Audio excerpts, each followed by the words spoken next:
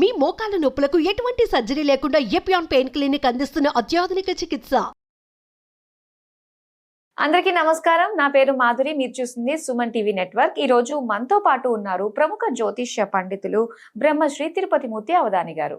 నమస్కారం గురువు గారు. ఓం శ్రీ మహాగణాధిపతయే నమః.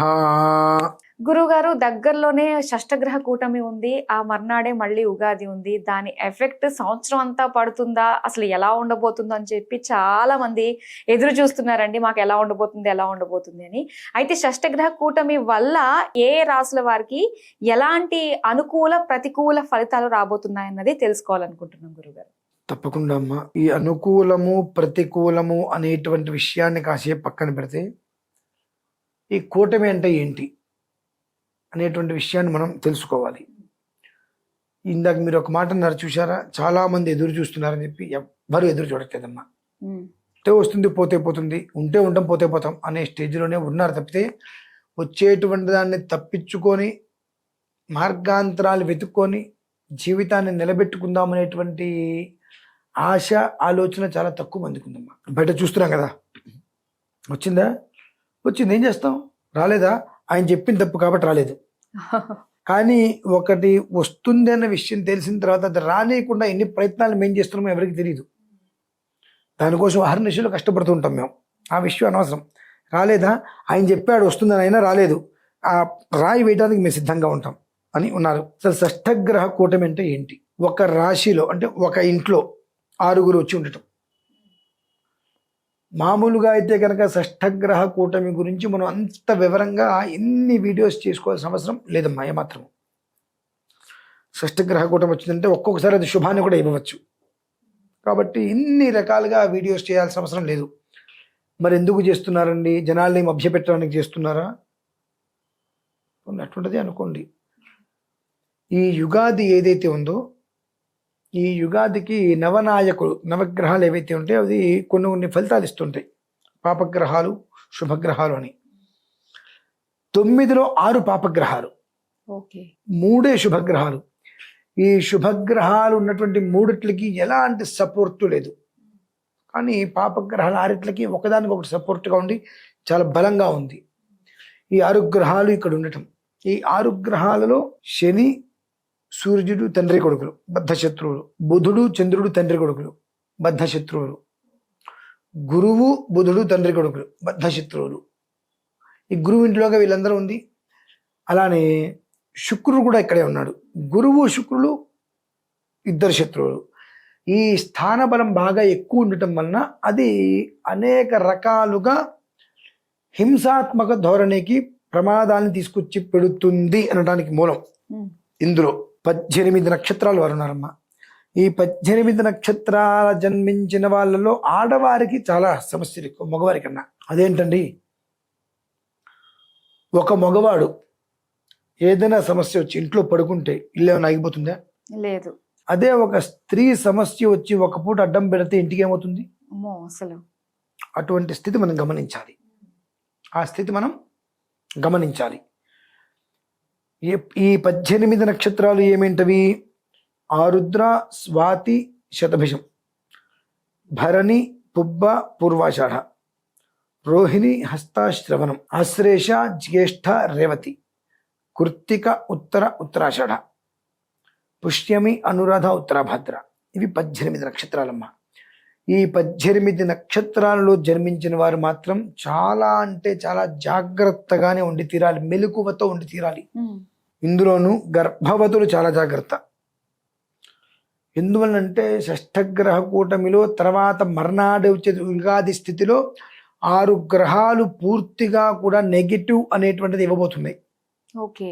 ఆ నెగిటివ్ మనలాంటి వాళ్ళకి ఇస్తే మనం కొద్ది గొప్ప తట్టుకోగలుగుతాం. కానీ భగవంతునికి ఒకటే నమస్కారం చేస్తా, గర్భవతులకి మాత్రం ఎలాంటి అపకారము జరగవద్దు అని.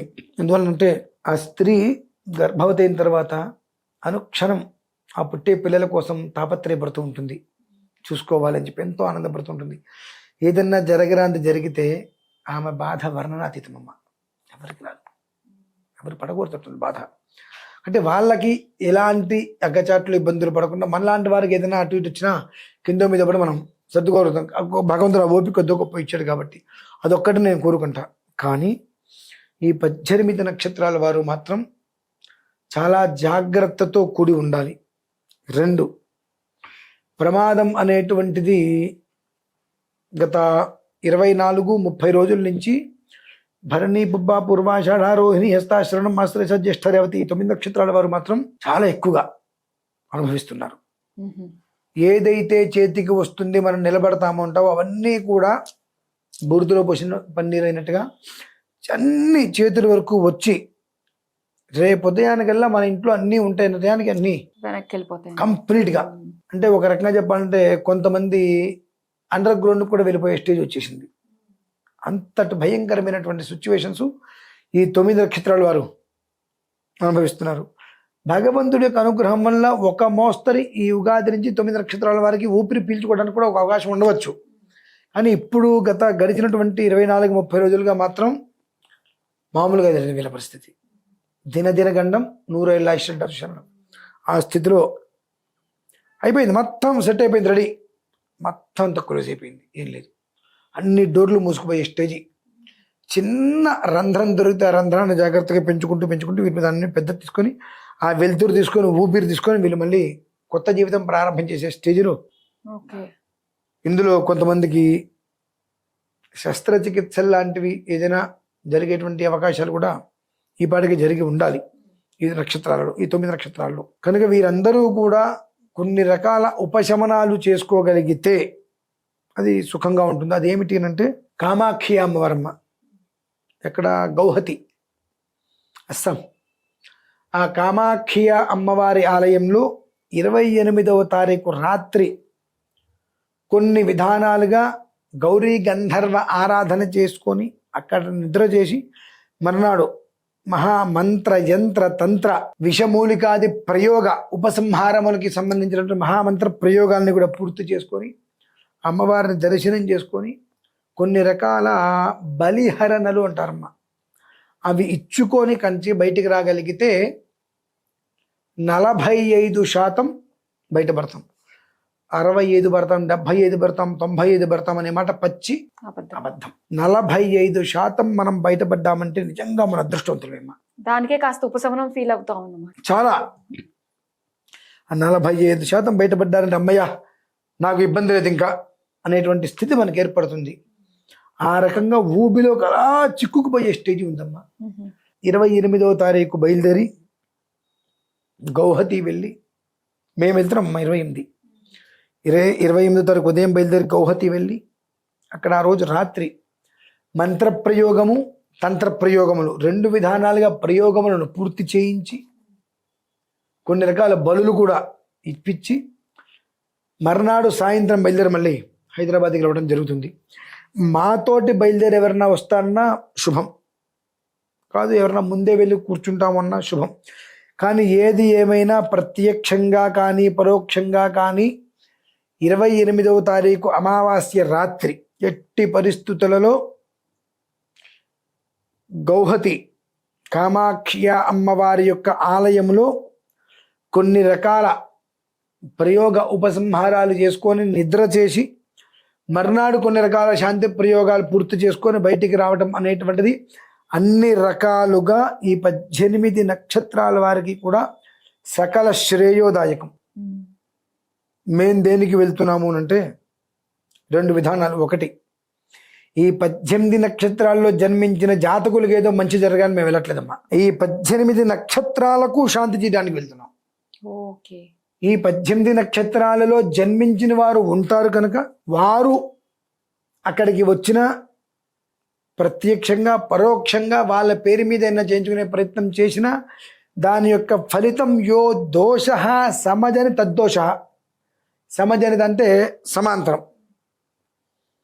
ఏ నక్షత్రానికి ఈ యొక్క షష్ఠగ్రహ కూటమి యొక్క ప్రభావం పొంచి ఉంది, ఏ నక్షత్రాలు ఇబ్బంది పడేటువంటి గమనాలు ఉన్నాయో ఆ నక్షత్రాలకి ఉపసంహార శాంతి కోసమే మేము వెళ్తున్నాం. కనుక ఆ నక్షత్రాల్లో జన్మించిన వారు కూడా ప్రత్యక్షంగా లేక పరోక్షంగా కనుక అందులో పాల్గొన్నట్లయితే నక్షత్రానికే శాంతి ఉంది అంటే ఆ నక్షత్రాన్ని అనుసంధానంలో ఉన్న మనకి ఇంకెంత ఉంటుంది ఆ దోషం అనేటువంటిది నిర్ణయించుకొని ఎవరికి వారు అక్కడికి వచ్చే ప్రయత్నమా పరోక్షంగా నిర్వహించే ప్రయత్నమా చేసుకోగలిగితే ఆ అమ్మవారి యొక్క అనుగ్రహంతో వారందరూ చక్కగా క్షేమంగా ఉంటారు అనేటువంటి మాత్రం నేను ఖచ్చితంగా చెప్పగలనమ్మా. కేవలం షష్ఠగ్రహ కూటమి ఒక్కటే అయితే అసలు ఏం అవసరం లేదు.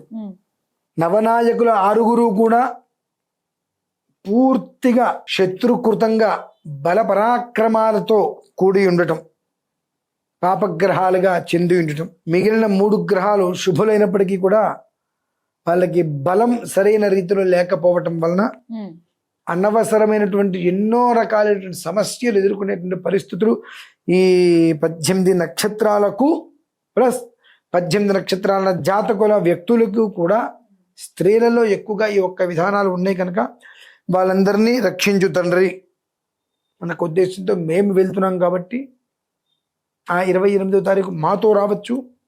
ఇక ముందేనా వాళ్ళు ట్రైన్లో మేము ఫ్లైట్లో వెళ్ళి వచ్చేస్తామమ్మా.